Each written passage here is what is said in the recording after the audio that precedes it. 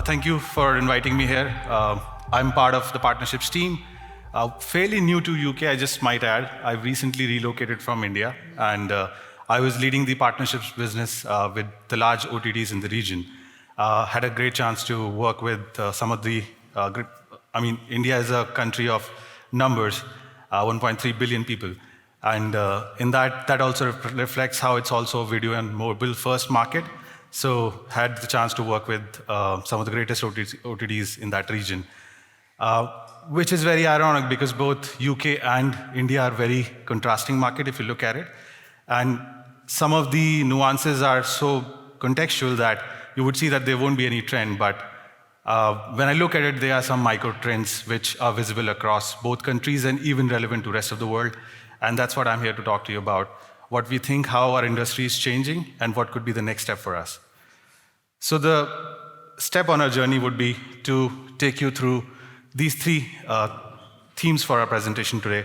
One would be, we'll talk through what the streaming industry is going through, especially after COVID, and what are the implications and opportunities for all of us, followed by a little bit of deep dive and a bit of a case study analysis on what global OTTs and how their value chain across their pricing has been or potentially could be, and also how can we be future ready for monetization. And there's a case study which I'll also take you through. So with that being said, let's get started. A lot to cover in this presentation. First and foremost, the opportunity. So at this time, we see that about 70% of the global internet users are actually watching content online, which is a massive number. And if you look at the amount of subscriber or users watching a service behind a paywall, that's about 1.3. So 40% of the overall internet users are actually watching SVOD content. This has been massively accelerated by COVID, still continues to grow. But one of the challenges or the nuances that we see now is the differentiation or the slowdown of subscription in the mature market. That's to do with the fact that there's so many services, and obviously the macroeconomic factors around having the higher price point, having high cost of content, and the user has to decide between so many options. Having said that, the industry combined is still poised to grow. We are at $400 billion at this point, but we are expected to reach about 1.7 trillion, 4x of that value by 2029. And that leads to some nuances. One of the first one being the heightened consumer expectation. It's no surprise that when you're paying for content, you would expect the best quality experience from the streaming service, whichever you're using. And we see that this is actually slightly different than audio. Like in audio, when you subscribe to a service, you get access to everything. There are some specific curated podcast here and there, but you get access to all the content, not in video. Video, when a broadcaster creates contents, they create new niches around it, and they keep that with themselves. So the user has to basically spend enormous amount of time finding the right content, which they would reciprocate with.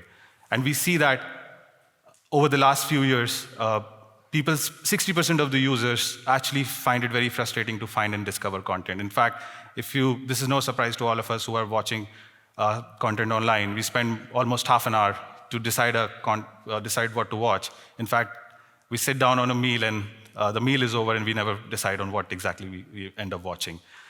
Having said that, there has been growth of queries on Google search, about 30% growth of year-on-year queries on how to cancel a TV subscription.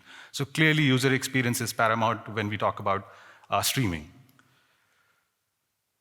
This is a question that we get asked a lot about how to be relevant in terms of this growing competition. There is consolidation happening in this industry. And it's important to know that, like out of the opportunity that we spoke before, $400 billion currently, this year the content investment was about $230 billion, and a lot of that came from the top big players. But does that mean there is no opportunity for smaller players or regional players? That's not the case. Actually, if you look at, again, the search trends that we have, about 80% of the multicultural viewers on YouTube, they actually resonate with content which is more personalized to them, which is more regional, which is more localized. So catering content to their demographics, their psychographics, it's actually very relevant to them. We just need to invest and continue to flex that muscle, so to say. This is something that the larger players have also taken note of, and they are investing in it. But this is where opportunity is actually for everybody else as well. Moving to the AVOD part of this story. Again, while we discussed that the entire industry is evolving, we see that with the slowdown of subscription market, the AVOD is on rise right now. And we see that, we expect from this latest OMDI research that by 2027, out of the overall online video revenue, the AVOD revenue would be 3 times more than of the SVOD revenue, and which presents an opportunity at a global level. Speaking of opportunity at a local level, this is a drill down of both audience and market mix in Europe and Nordic specifically. If you think about it, the viewers have already transitioned. 65%, around 60-65% of the viewers in European market are actually already watching content online. And this is the demographic which is not very well addressed on traditional TV channels. And on the other hand, the media mix, if you look at it, by somewhere around 2016, 2017, the online advertising actually took over all the other traditional channels. And you see the linear TV being flat for the last 6 years or so. So there is opportunity for both the consumer and the media mix to actually give a direction that where should the next set of innovation should be from the broadcasters in the region. I will talk about this more as we go along, but just drilling down on the OTT value chain as we speak about how consumers are, how broadcasters are pricing their product. So building on the point that I made before, that AVOD is going to go faster. This is evident from what we see in US, that fast channels are taking over. Again, having so many subscription services is causing something called a subscription fatigue, and that's becoming a challenge. And AVOD is there to address that. Again, there's so many permutation and combination of AVOD which you can experiment with, which works for your business. But one of the questions which comes to us regularly is that, hey, if we change a pricing strategy from SVOD to AVOD or do a hybrid pricing, would that devalue my current ARPU? Would that devalue the existing subscribers that they're already paying and watching? And we found this very interesting study from Antenna.live on HBO Max. This is the last 12-month analysis that we see on this chart right now. It shows that how adding a hybrid pricing strategy is actually valued their business. So the 3 categories, let me clarify that. So the first category is the new subscribers. So 44% of the people were actually never subscriber of HBO Max before, and they were actually subscribing to the property just because it had a lower price tier. So that's a completely new audience which was coming to sample your platform, which was never there before. 27% of the users were actually resubscribers. These are the guys, or these are the users who churned out at some point due to price point or conflicting content or anything of that matter, and they came back to the platform to resubscribe. And about 29% of these subset of users actually downgraded. So the net in this case seems like an upside.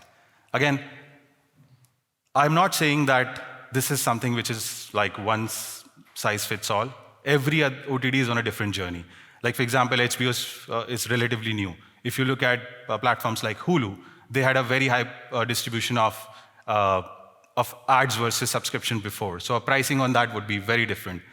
And what's also important here is, again, the consumer experience that we have to be focused around. If you think about it, if a user is watching linear TV, that person would be moving from channel A to channel B. The experience remains the same. He or she would still see the ad whenever the ad comes online, comes on the TV.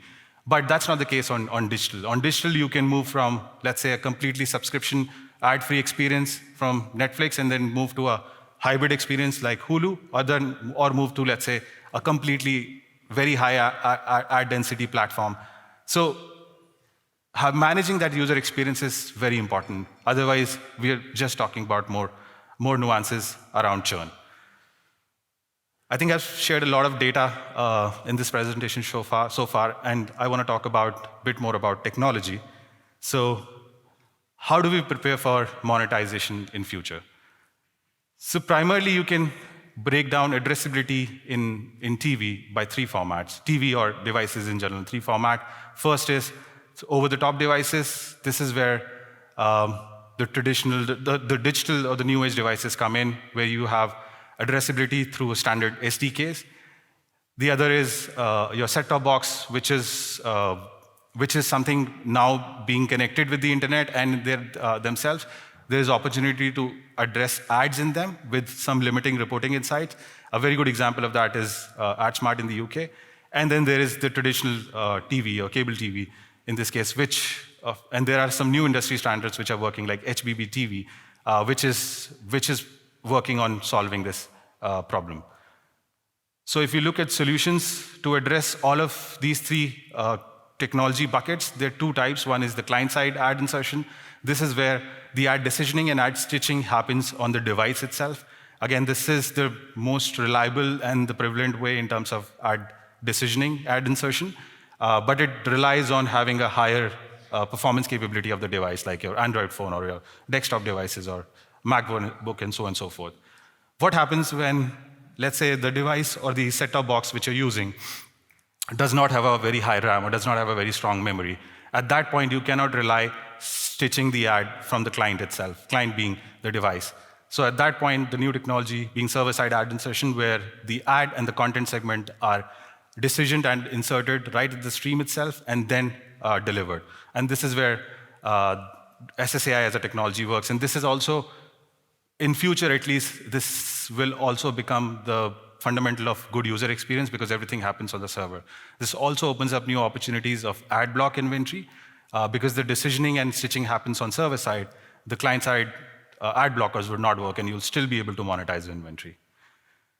Again, I think I've spoken about technology. I do want to share a story which one of our customers, we have come out with one of our customers. This is actually a testament of how we are bringing monetization to a vast amount of screens that they have. So this is a story we built with DAZN, who's a leading sports OTT, present across 200 markets in the world, streamed about 1.3 billion hours of content last year, and they're acquiring more rights to basically position themselves as the Netflix of sports. So without further ado. When it comes to live entertainment, there's nothing like the big game. I can tell you exactly where I was when I watched Liverpool win the 2019 Champions League. It was a moment you just had to watch live. DAZN brings these must-watch events to a cord-cutting TV audience, used to having its entertainment when it wants, on its own terms. We put the fans first, the content they want, commentated in language that appeals to them and consumed on a device that they want to watch on. Sports is a unique proposition for advertisers. It brings people together across generations and around highly emotional content. The breaks on our platform occur naturally around programming, rather than disrupting the viewer experience. And we reach an audience that might not be consuming entertainment on any other ad-supported platform. We cover sports ranging from football to motorsport and boxing to basketball, across hundreds of competitions globally, to events which we believe fans have been historically underserved, like the Women's UEFA Champions League. The opportunity was for advertisers to reach this engaged audience in a targeted way, and that's why we've partnered with Google. Google Ad Manager and dynamic ad insertion brings DAZN capabilities that typically aren't possible with traditional linear TV advertising, but which the modern advertiser has come to expect. Ads are inserted digitally, unlocking measurability, accountability, and the ability to measure frequency across all devices holistically. All of this is possible whilst maintaining a seamless user experience and optimizing our ad breaks to fit both the needs of our business and the audiences watching. And with programmatic guaranteed, our advertising partners can transact with us in their preferred way, maximizing audience reach and facilitating the detailed reporting insights they have come to expect. As Germany's largest digital media agency, OMD, we're very excited about the future of video consumption and the digitalization of the TV screen. For us, DAZN is a strategic partner that is not only raising the bar in terms of sport broadcasting, but also is a true pioneer in the technical delivery of video ads. Live sports advertising will always be an essential way of reaching key audiences in a high-quality and advertiser-friendly environment. Especially younger male audiences are becoming ever harder to reach through linear TV programming, the so-called TV light viewers. Together with our client Renault, we were the first in Germany to deliver ads programmatically. Using Google Ad technology, we were able to optimize the campaign and reach TV Lite viewer share of up to 50%. This is programmatic advertising for the big night, delivering the precision that advertisers have come to expect to hard-to-reach audiences absorbed in unmissable TV.